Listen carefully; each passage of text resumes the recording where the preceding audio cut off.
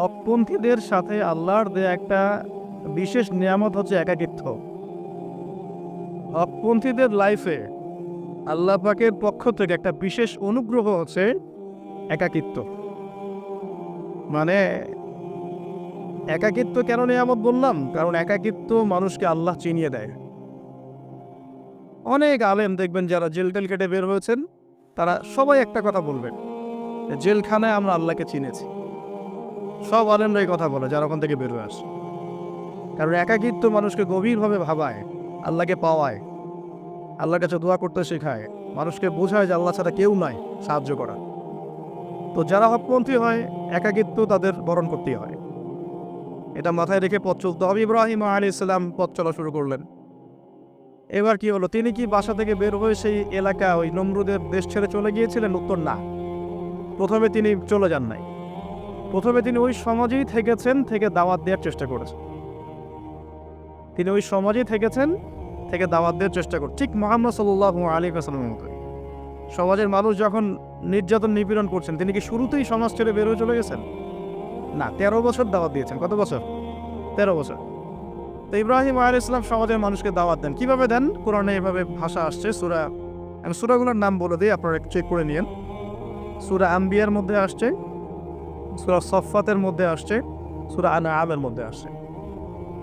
তো তিনি দাওয়াত দেন এভাবে যে ওয়াইদ ক্বালা ইব্রাহিম, যখন ইব্রাহিম বললেন লিআবিহি ওয়া কওমিহি, তার বাবাকে এবং তার কওমকে বললেন, মা হাযিহি তামাসিলু আল্লাতী আনতুম লাহা আকিফুন, তোমরা এসব কি মূর্তির উপাসনা করো, এর চারপাশে ঘুরতে থাকো,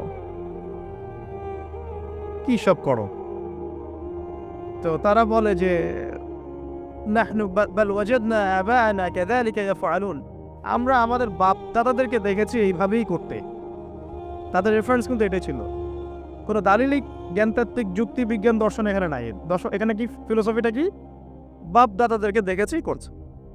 তো এটা দিয়ে আবার অনেক সময় বাংলাদেশে আবার একটা ট্রেন্ড চালু করা হয়েছে যে তোমরা দীর্ঘদিন 1200 বছর থেকে যে ইসলামটা ফলো করে আসছো ওটা ভুয়া, আমরা যে নতুন মডারেশন দিচ্ছি এটাই সঠিক। এই দলিল সেম না। এখানে অমুসলিমদেরকে দাওয়াত দেওয়া হচ্ছে। অমুসলিমরা বলছে যে আমরা বাপ দাদাদেরকে দেখেছি যে তারা এভাবেই মূর্তি পূজা করতো, আমরা তাই করি। এটার সাথে কি হানাফি মাযহাবকে মিলাবেন আপনি? হ্যাঁ, হানাফি মাযহাব বাপ দাদা থেকে চলে আসে, ভুয়া, নতুন যেটা দিচ্ছি এটাই সঠিক। আস্তাগফিরুল্লাহ। তো আমরা হাত চেঞ্জ করাটাকে এখন মনে করি হিন্দু থেকে মুসলমান হইলাম মনে হয়। হাত বদল করাটাকে মনে হয় যে হিন্দু থেকে মুসলমান হয়েছি মনে হয়। গভীরে ঢোকেন ওলামায়ে কেরামদের দার্সে গিয়ে বসে গভীরে ঢুকলে বুঝতে পারবেন ইসলামিক স্কুল অফ থটগুলা প্রত্যেকটারই ভিত্তি আছে। এগুলোর গভীর শেকড় আছে, ভিত্তি আছে। আল্লাহ, রাসূল এবং রাসূলের সাহাবীগণ, এই তিনটাকেই মানতে হবে। আপনি যদি বলেন যে আমি সাহাবীদেরকে মানি না, খালি আল্লাহ এবং রাসূলকে মানি, তাহলে আল্লাহকে রাসূলকে মানতে পারবেন না। সাহাবীদের অনুসরণ না করলে রাসূলকে ফলো করতে পারবেন না। তো ওইটা আজকের ইস্যু না, এটা ফিকহি অনেক ব্যাপার, গভীর ব্যাপার, এটা অন্যদের কথা হবে। এই দলিল কিন্তু সেম করা যাবে না। আবার আমরা বাপ দাদা থেকে দেখে আসছি তোমরা নামাজ এইভাবে পড়ো, এই নামাজ ওই দলিল চলবে না, আমারটা ঠিক, এটা ঠিক না। নামাজ যেটা পড়ে আসে তারা এটা ঠিক আছে, এর প্রত্যেকটা দলিলের মধ্যে অথেন্টিসিটি আছে। এরকম করে সমাজে ফিতনা ছড়ানো ঠিক হবে না, বিভ্রান্তি ছড়ানো ঠিক হবে না। এখন আসলে ইব্রাহিম আলাইহিস সালামকে কি আনসার দিচ্ছেন? আমরা আমাদের পিতা মাতাদেরকে দেখেছি, বাপ দাদাকে দেখেছি এরকম তাওয়াফ করতে, মূর্তির চারপাশে পূজা করতে, নজর দিতে। তো ইব্রাহিম আলাইহিস সালাম বলছেন যে হাল ইয়াসমাউনাকুম, এই মূর্তিগুলো কি তোমাদেরকে শুনতে পারে? ইস্তাদউন, যখন তোমরা একে ডাকো। হাল ইয়ানফাউনাকুম, তোমাদের কোনো উপকার আসতে পারে? আও ইয়াদুররুকুম, তোমাদের কোনো ক্ষতি করতে পারে? তার দলিলগুলো কিন্তু অকাট্য। ইব্রাহিম আলাইহিস সালামের দলিলগুলো কিন্তু এখানে, যুক্তিগুলো কিন্তু অকাট্য। আসলে কি সে শুনতে পারে? আসলে কি সে দেখতে পারে? আসলে কি সে তোমার উপকার করতে পারে? তাদের কিন্তু কিছু বলার নাই এখানে। তারা বলছে বাল ওয়াজাদনা আবাআনা কাযালিকা ইয়াফআলুন, আমাদের পিতা মাতা বাপ দাদাদেরকে দেখেছি এইভাবেই করতে।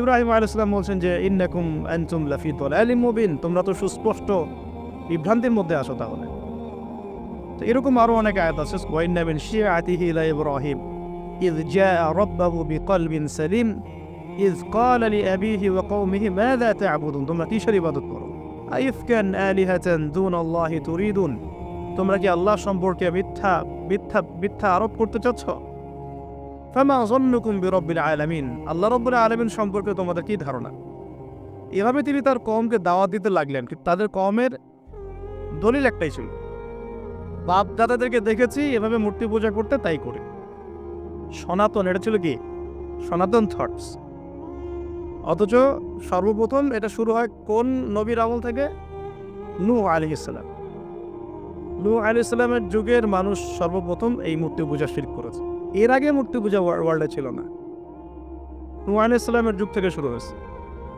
তাহলে এটাকে আমরা সর্বোচ্চ পর্যায়ে সনাতন বলতে পারি না তারও আগে যে সময় চলে গেছে ওই সময় মানুষ তাওহীদপন্থী ছিল আদম আলাইহিস সালামের যুগে তখন মানুষ এই কাজ করতো না শুরুটা কেমন করে হলো ভালো উদ্দেশ্যে শুরু হয়েছিল ভালো মনে করে কেমন যে মানুষ এরকম চিন্তা করে নিয়েছিল যে এই মানুষগুলো লাত উজ্জা হবল ইয়াগুথ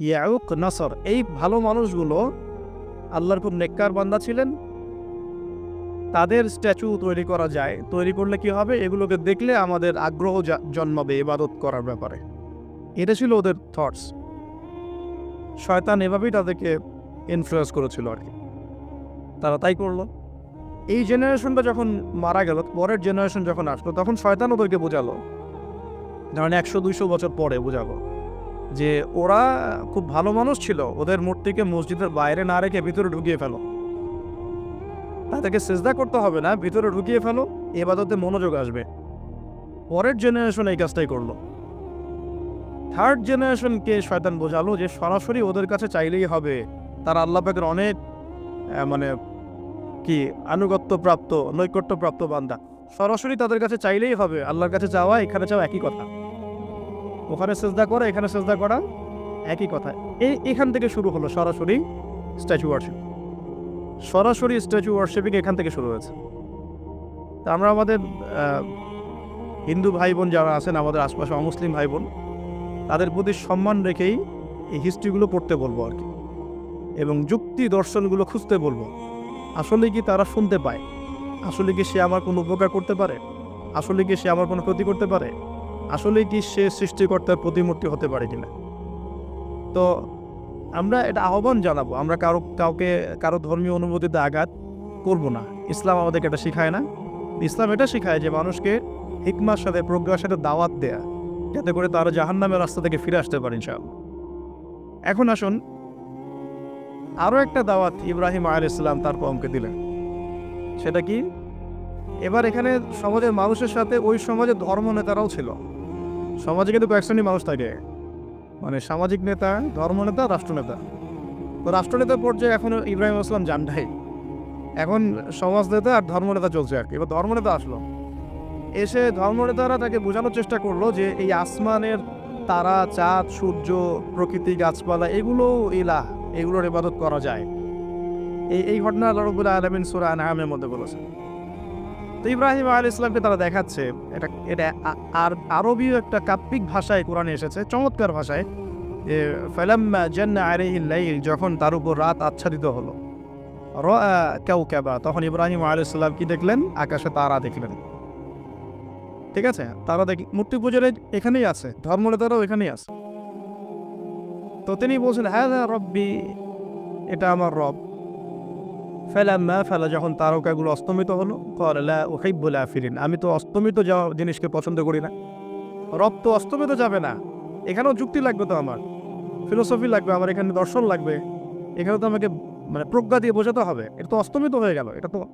রব হতে পারে না ফালাম্মা রাআল কামারা বাযিগান যখন সে চাঁদকে দেখলো জ্বলজ্বল করছে একদম আর এখনকার চাঁদ দেখা আগের চাঁদ দেখা দেখ না এখন তো আমরা চাঁদের আলোই খুঁজে পাই না তখনকার চাঁদ তো অন্যরকম বাযিগান মানে জ্বলজ্বল করছে তখন তিনি বললেন হাযা রব্বি এটা আমার রব তখন ফালাম্মা ফালা যখন এটাও অস্তমিত হয়ে গেল তিনি বলছেন লাইল্লাম ইয়াহদিয়ানি রব্বি লাকুনান্না মিনাল কওমিদ দাল্লিন আল্লাহ যদি আমাকে হেদায়েত না দেন তাহলে আমি এই দল্লিনদের অন্তর্ভুক্ত হয়ে যাব ইব্রাহিম আলাইহিস সালাম বলছেন ফালাম্মা রাআ আশ-শামসা বাযিগাতান, যখন এবার সূর্যকে দেখলেন দিনের বেলা, এটা তো আরো বড়। হাযা রাব্বি হাযা আকবার, এটা আমার রব, এটা সবচেয়ে বড়। হাযা আকবার, এটা সবচেয়ে বড়। ফালাম্মা আফালাত, এটা যখন অস্তমিত হয়ে গেল, তখন তিনি বলছেন এই কথাটা যে ইয়া কওমি ইন্নী বারিউম মিম্মা তুশরিকুন, হে আমার কওম, তোমরা যেগুলোকে দিয়ে আল্লাহর সাথে শরিক করছো, এখান থেকে আমি আমার চেহারাকে ফিরিয়ে নিলাম। সুবহানাল্লাহ।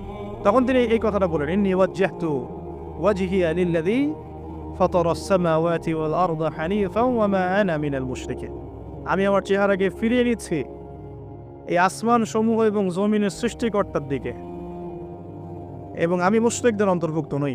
ইন্না সালাতি ওয়া নুসুকি ওয়া মাহইয়ায়া ওয়া মামাতি লিল্লাহি রাব্বিল আলামিন, আমার সালাত, আমার কুরবানি, আমার স্যাক্রিফাইস, আমার জীবন, আমার ফুল লাইফ, আমার মৃত্যু সবকিছু কার জন্যে?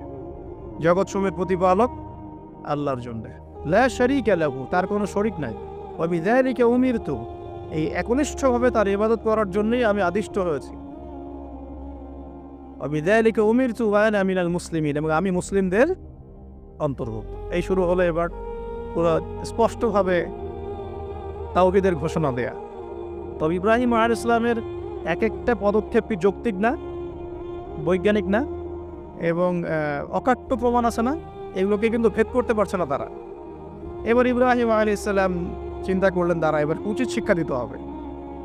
তবে আগে বলেন, এই যে উচিত শিক্ষাটার কথা বলছে, এটা আবার আপনারা খবরদার ভুলেও কোথাও দিতে যায় না, ঠিক আছে?